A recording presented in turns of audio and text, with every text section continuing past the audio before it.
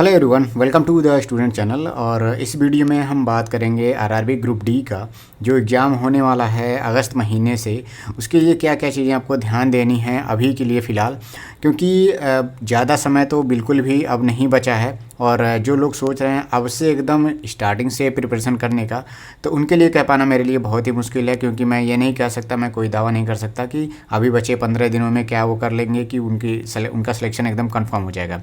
तो लेकिन फिर भी अगर आपने पहले से पढ़ा हुआ है, कुछ तो पढ़ा हुआ है, क्योंकि ग्रुप डी का पेपर बहुत दिनों से पेंडिंग में था, नहीं हुआ था, तो बीच में कई बार ये हो सकता है कि कभी आपने 2-3 महीने पढ़े, फिर छोड़ दिया, फिर पढ़ा, फिर छोड़ दिया, तब भी आप इस 15 दिनों में अपना प्रिपरेशन बहुत अच्छा कर सकते हैं। उसके लिए क्या क्या चीज़ें आपको ध्यान देनी है, यहाँ पे मैंने 3 पॉइंट बोले हैं कि मैं सिर्फ 3 ही पॉइंट को यहाँ पे मैं बताऊँगा कि बस उतना ही करना है। और जो लोग पहले से तैयारी कर रहे हैं, जिनकी प्रिपरेशन अच्छी है, उनके लिए भी ये तीनों पॉइंट इंपॉर्टेंट हैं। देखिए, प्रिपरेशन से रिलेटेड बहुत से वीडियो यूट्यूब पे पड़े हुए हैं और सबका अपना अपना बताने का तरीका होता है, और सभी लोग अपना बेस्ट ही बताते हैं। कोई ऐसा नहीं कहता है, सोचता है कि मैं कोई ऐसा तरीका बताऊं जिससे आपका सिलेक्शन ना हो। लेकिन मैं यहाँ पे सभी पॉइंटों को ध्यान में रखते हुए मैं ये बताना चाहता हूँ कि लास्ट के 15 दिनों में आपको बेसिकली क्या क्या करना है, उस पर आप बस प्रैक्टिस करिए और आपका सारा काम लगभग हो जाएगा। सबसे पहले मोटी मोटा आपको सिलेबस देख लेना है एक बार कि मैथ्स में देखिए 25 क्वेश्चन यहाँ पे आएगा, रीजनिंग में 30 क्वेश्चन आएगा, और जीके जो करंट अफेयर है वो 20 क्वेश्चन, और साइंस से रिलेटेड जो क्वेश्चन है 25 क्वेश्चन। तो जनरली जो लोग प्रिपरेशन करते हैं और जो हाई स्कोरिंग जो टॉपिक है, सब्जेक्ट है, वो है मैथ्स है और रीजनिंग है। मैथ्स में देखिए टाइम टेकिंग प्रोसेस रहता है, लेकिन इसमें अधिकतर क्वेश्चन हो जाते हैं। रीजनिंग टाइम कम लेता है और देखिए इसका वेटेज भी ठीक ठाक है और ये भी अच्छा स्कोर देता है। जीके और करंट अफेयर भूल जाता है, कितना भी पढ़ लीजिए आप। बहुत सी चीज़ें रहती हैं जो आपके पढ़े हुए रहें, हो सकता है वो ना आए, या फिर आप उसमें भूल जाते हैं चीज़ें, तो ये थोड़ा सा स्कोर आपका उतना बेहतर नहीं कर पाता है। बाकी साइंस की जो चीज़ है, साइंस में जो पहले से आए हुए क्वेश्चन हैं वो तो आपको एकदम विदिन 5 सेकेंड हो जाने चाहिए। बाकी इसमें जो टर्मिनोलॉजी अगर आपको नहीं पता है तो उस पर आप टाइम भी देंगे तो नहीं होगा। मतलब क्या है, जीके और जो साइंस के जो पोर्शन है वो कम टाइम में भी आपका अच्छा स्कोर करा देंगे, लेकिन मैथ्स और रीजनिंग जो पोर्शन है वो टाइम लेगा और ये अच्छा स्कोर कराएगा। मतलब ये है, ये दोनों पोर्शन टाइम टेकिंग है अच्छा स्कोर कराने का, और ये कम टाइम में अच्छा स्कोर करा सकते हैं। लेकिन इन दोनों का सिलेबस आपको पता तो रहता है, लेकिन क्या पूछा जाएगा ये कंफर्म नहीं हो पाता है। तो इसके लिए मैं कहता हूँ जीके और करंट अफेयर या फिर साइंस के लिए जनरल प्रिपरेशन आप करते रहिए, और इसमें ज़्यादा से ज़्यादा जितना आप क्वेश्चन देखेंगे वो आपके लिए फ़ायदेमंद रहता है जीके और जनरल साइंस में। बाकी मैथ्स और रीजनिंग के लिए आपको क्या करना है मैं बता रहा हूँ। सबसे पहला पॉइंट मैं यहाँ पे यही कहूँगा, वो आपको क्या करना है, वो है प्रीवियस ईयर पेपर करना है। अब प्रीवियस ईयर पेपर में क्या है, प्रीवियस ईयर पेपर सबसे पहले तो आप देख लीजिए जो पहले आपका पेपर हुआ था ग्रुप डी का, वो पेपर आप कवर कर लीजिए।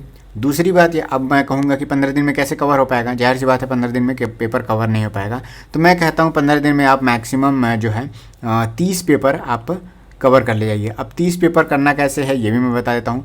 30 पेपर है, डेली आपको 2 पेपर लगाने हैं प्रीवियस ईयर के। आपको सॉल्व कैसे करना है, सिर्फ आपको रीड करना है मैथ्स के सारे क्वेश्चन। अब ये ना हो कि पहला क्वेश्चन आप सॉल्व कर रहे हैं पेपर पे, हालांकि वो सॉल्व हो जा रहा है। सॉल्व हो जाने वाले क्वेश्चन आपको बिल्कुल भी नहीं करने हैं, क्योंकि इतने दिनों से आप प्रैक्टिस कर रहे हैं या पढ़ रहे हैं या पहले आपने पढ़ा है, तो जो क्वेश्चन आपके हो जा रहे हैं उसको आपको नहीं ध्यान देना है। तो रीजनिंग के जो क्वेश्चन आएंगे आप देखते ही 1 मिनट में, मतलब आप जैसे ही देखेंगे तो आपको लगेगा कि ये क्वेश्चन हो जाएगा। पेपर फोल्डिंग हो गया या फिर मिरर इमेज, ये सब चीज़ें क्वेश्चन तो इसमें हो जाते हैं। तो रीजनिंग में बस एक ही पोर्शन में मानता हूँ, क्लॉक और कैलेंडर में थोड़ा सा आप क्वेश्चन की प्रैक्टिस करिएगा, ये थोड़ा सा सॉल्व करने वाले क्वेश्चन होते हैं। और सिटिंग अरेंजमेंट जो होता है इसमें ये थोड़ा सा सॉल्व करने वाले क्वेश्चन होते हैं।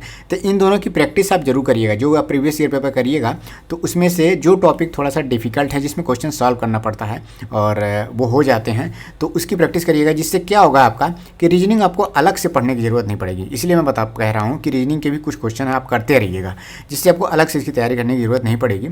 उसके बाद से आप आता है जीके और करंट अफेयर। प्रीवियस ईयर के करंट अफेयर आपको ध्यान देने ही नहीं है।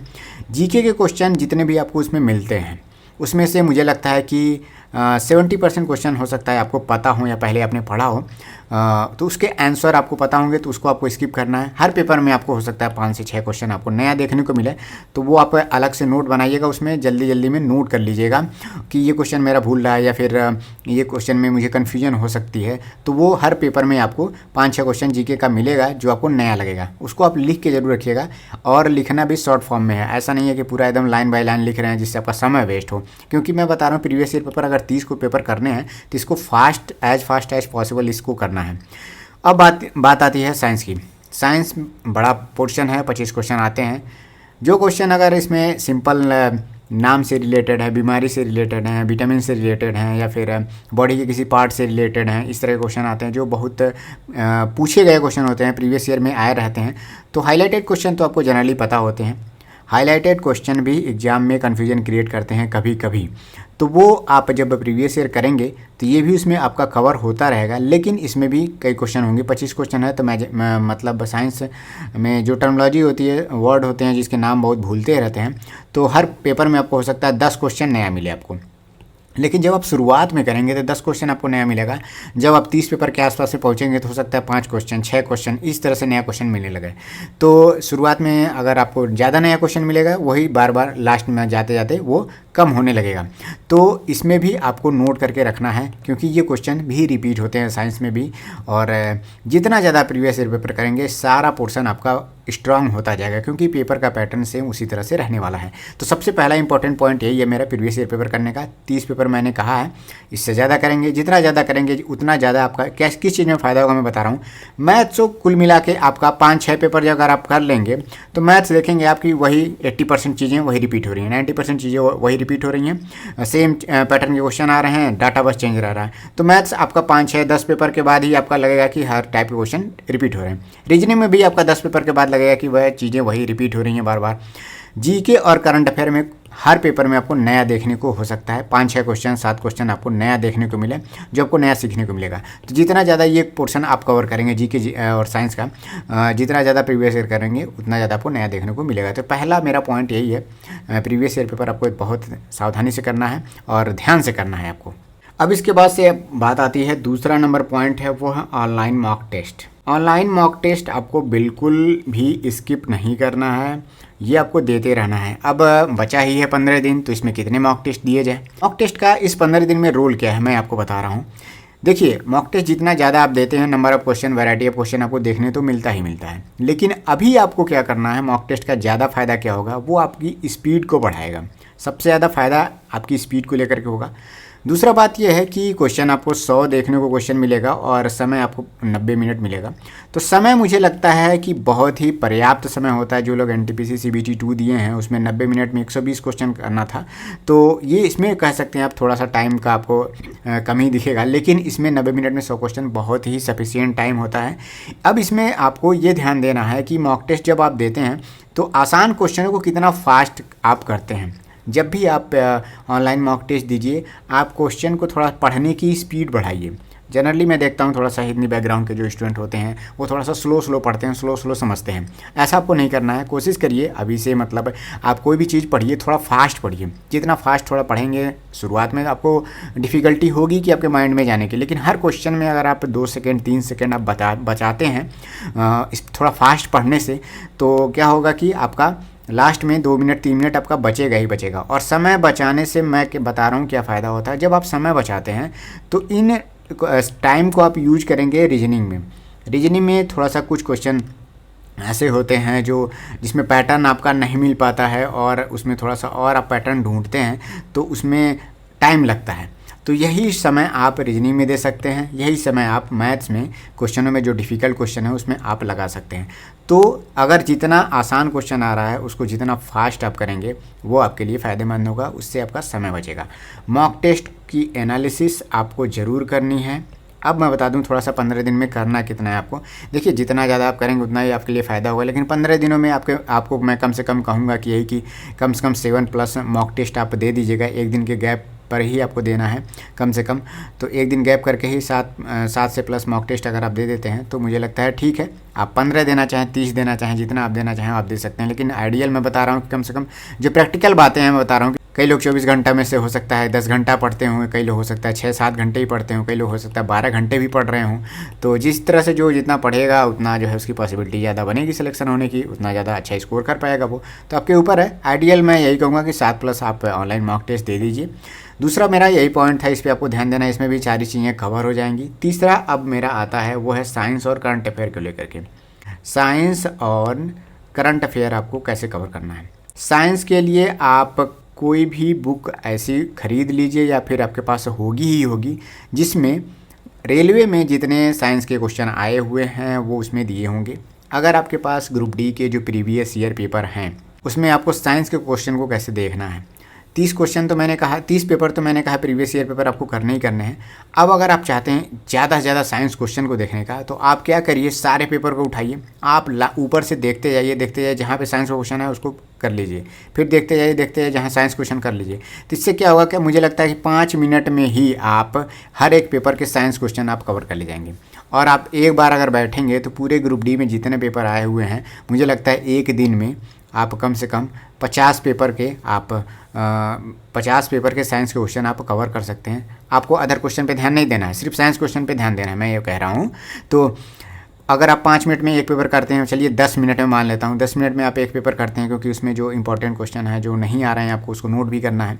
तो अगर 10 मिनट में करते हैं तो आप दिन भर में हर पेपर में 20 क्वेश्चन अगर आप कवर करेंगे तो कम से कम आप 4-5 घंटे में बहुत सारे पेपर आप कर सकते हैं। 2 दिन में हो सकता है आप कवर कर ले जाएं। मैं सिर्फ साइंस क्वेश्चन की मैं बात कर रहा हूं, क्योंकि मैथ्स और रीजनिंग तो बार बार वही रिपीट होंगे 6-7 पेपर करने के बाद। तो आपको नया क्वेश्चन देखना है साइंस का, तो आप क्या करिएगा, प्रीवियस ईयर के क्वेश्चन में से आप क्या करिएगा, जितने भी साइंस के क्वेश्चन है उसको जल्दी जल्दी में आप कवर कर ले जाइएगा। अगर इसके अलावा अगर आपके पास हो सकता है साइंस का बुक ही है आपके पास जो जिसमें RRB में आए हुए पहले के क्वेश्चन हुए हैं साइंस के, तो उसको आप जो है चैप्टर वाइज करके ज़रूर रिवाइज करिए, पढ़िए। जितना ज़्यादा आप पढ़ेंगे डाटा उतना ज़्यादा आपके दिमाग में बना रहेगा। तो ये आपको बहुत ध्यान देना है, इसको पढ़ना है। अब बात आती है करंट अफेयर की। करंट अफेयर में मेजर क्वेश्चन यही रहता है कि कहाँ तक का करंट अफेयर आएगा। तो कोई इसमें कोई कंफर्म नहीं कह सकता। मैं अभी मैंने साइको का पेपर हुआ था, उसमें मैंने बोला था कि हो सकता है टाइम आपको इंक्रीज, मतलब मैंने यही बोला था कि प्लस माइनस हो सकता है टाइम में चेंजेज आपको देखने को मिले बैटरी टेस्ट में, लेकिन टाइम कम हो गया। उसमें मैंने बोल दिया था कि LP के जो साइको का पेपर हुआ था उसमें टाइम इंक्रीज हो गया था, 2 मिनट आपको 1 मिनट टाइम आपको बढ़ा हुआ मिला था, लेकिन यहाँ पे क्या हुआ कि 2 मिनट एक बैटरी टेस्ट में कम हो गया। तो आप थोड़ा सा समझते हैं कि आपने गलत बता दिया। प्रेडिक्ट कर पाना थोड़ा मुश्किल होता है, क्योंकि मैंने कहा ही था कि टाइम चेंजेस देखने को मिलेगा आपको, लेकिन सभी लोगों ने ध्यान दिया कि मुझे हो सकता है ज़्यादा टाइम मिले, लेकिन यहाँ पे क्या हुआ 2 मिनट कम मिल गया। तो इस तरह से मैं यही कहूँगा कि आप करंट अफेयर के बारे में भी प्रेडिक्ट कर पाना थोड़ा सा मुश्किल है, क्योंकि हो सकता है 2020 का भी कोई करंट अफेयर आ जाए। तो मैं ये कहूँगा कि लेटेस्ट में आप 2021 और 22 का तो करंट अफेयर आप ज़रूर पढ़िएगा, और इसके लिए भी आपको रिवाइज करना ही करना पड़ेगा। करंट अफेयर में जितने क्वेश्चन आते हैं जनरली जो इवेंट से रिलेटेड हैं, खेल से रिलेटेड हैं, बुक से रिलेटेड हैं, ये कौन से बुक्स के हो, किसने लिखा है, इस तरह के इंपॉर्टेंट टॉपिक आपको पता होंगे। इस तरह के टॉपिक को अगर आप एक पेज में लिख लेंगे तो वहाँ से आप एक एक टॉपिक करके कवर कर सकते हैं 2021-22 के। सारे करंट अफेयर को पढ़ के याद कर रख पाना बहुत ही मुश्किल है, प्रैक्टिकल नहीं है ये सब चीज़ें, लेकिन जितना ज़्यादा कई बार आप रिपीट करेंगे तो एग्जाम में अगर आता है तो आप वहाँ पर गेस भी लगा सकते हैं। यही 3 पॉइंट है, मैंने कहा है कि इसको आपको पढ़ना है। अब यहाँ पे कई लोग सोच रहे होंगे जीके को क्यों मैंने नहीं बताया है, जनरल नॉलेज को। देखिए जनरल नॉलेज भी बहुत बड़ा सिलेबस है, और मैं इसमें कहूँगा कि इसमें 5 सब्जेक्ट हैं, और करंट अफेयर अगर आप पढ़ ही रहे हैं, जीके प्रीवियस ईयर कर ही रहे हैं, मॉक टेस्ट कर ही रहे हैं, तो अगर आपने पहले से तैयारी कर भी रखी है तो 2-3 क्वेश्चन अगर आपके नहीं भी होते हैं तो कोई बड़ी बात नहीं है इसमें। लेकिन आप पर्टिकुलर जीके के लिए अगर आप पढ़ने जाएंगे, 2-3 क्वेश्चन अगर जो आपके नहीं हो रहे हैं, इस 2-3 क्वेश्चन के चक्कर में आप पढ़ेंगे तो आपका मैथ और रीजनिंग और साइंस का पोर्शन आपका वीक हो जाएगा, क्योंकि आपके पास ज़्यादा समय बचा नहीं है। ऐसा तो नहीं है आप जीके में एकदम जीरो हैं, जीरो तो है नहीं, आप पहले से पढ़े भी हैं। कोई चीज़ें आपको रिवीजन करनी है तो आप रिवीजन अपने नोट से कर सकते हैं, लेकिन जो आप प्रीवियस ईयर पेपर कर रहे हैं इसमें भी तो जीके को पोर्शन आपको देखने को मिलेगा।